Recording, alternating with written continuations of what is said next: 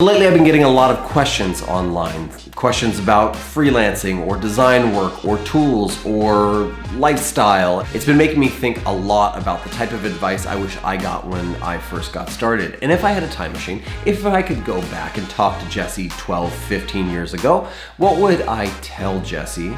And maybe this advice would be good for you too. So I figured I'd have a little heart to heart and just rap a little bit about life and the things. But I don't know, these are thoughts. Let's do the thoughts.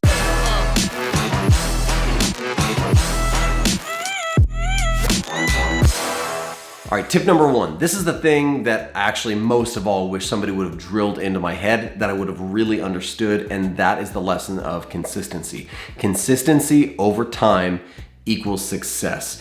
There's very few things in life that have to do with natural ability, natural talent. So many more things in life have to do with consistency, the ability to do things over and over and over and hone your skill or hone that character trait. Whatever it is you want to apply this to. You want to apply it to design, you need to be designing more. You want to apply this to code, you need to be touching the keyboard every single day. You want to apply this to your life, you need to be a consistent person each and every day, and that's going to help you grow as a person. It's going to help you get more done. I think in the past it's been very, very easy for me to offload the burden or the responsibility of why I'm failing or why I'm not progressing or why I'm not getting a hold of something or understanding something the way I'd want to, and I could offload that onto the fact that maybe I just wasn't gifted enough, or maybe that wasn't God-given talent, instead of taking the ownership and saying, well, maybe I'm not being a consistent enough person. Maybe I'm not posting enough. Maybe I'm not designing enough. Maybe I'm not practicing enough. And so being consistent over long periods of time, I'm starting to realize is probably one of the most successful things you and I could ever do.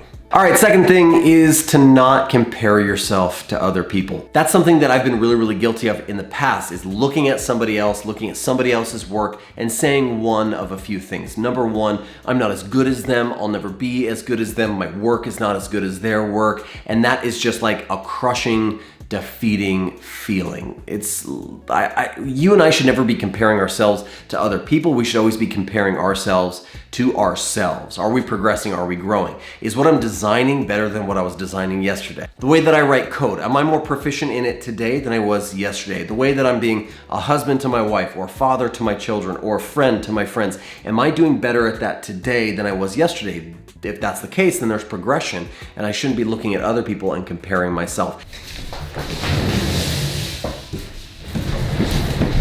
All right, piece of advice number 3 that I would tell myself 15 years ago, and I've said this a lot on my channel, which is get out of the perfection mentality and get into the production mentality. And this has to do with everything. I feel like immediately I latched this on to doing design, which is, hey, stop being such a perfectionist, start producing more, start getting more out there, letting more people see your work. But I feel like this plays into all other aspects of life as well, which is stop being a perfectionist about all things and start being more productive. Just because it's not perfect doesn't mean it's not good, right? And so no matter what you're doing in life, including design work, development work, career stuff, whatever. If you want to make YouTube videos or start a podcast, it's better that you just start right now today and start producing and not waiting for it to be perfect. Because guess what? It'll never be perfect because you and I are not perfect. And so if you hold it to that standard, you're never gonna get there.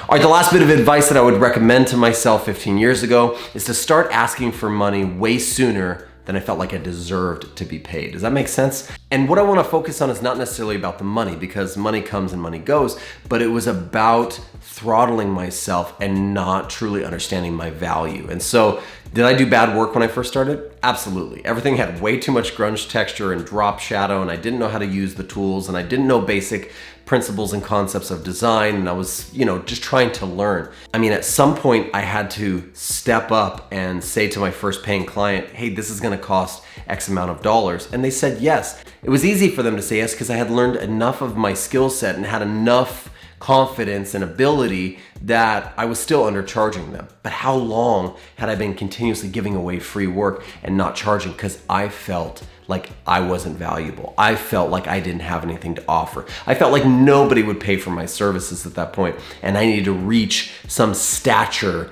of skill level or ability before anybody would pay me. And that's completely untrue. If I would have started asking earlier, I would have started getting paid earlier, and most importantly, I would have started seeing my value much, much earlier. I think that drug out for a long time, and I had to learn a lot of lessons the hard way by undercharging and by getting ripped off and getting abused by clients and jobs, until I finally got to a place where I said, I understand my value, and I won't do any work for any less than this. I will say no to the project to respect my own value and my own worth. And so I think that has an impact on you on the daily.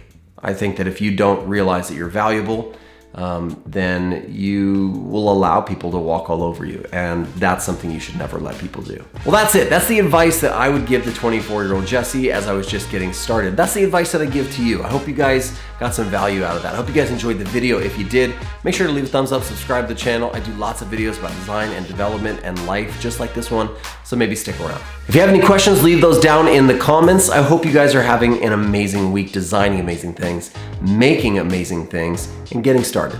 I'll see you in the next one.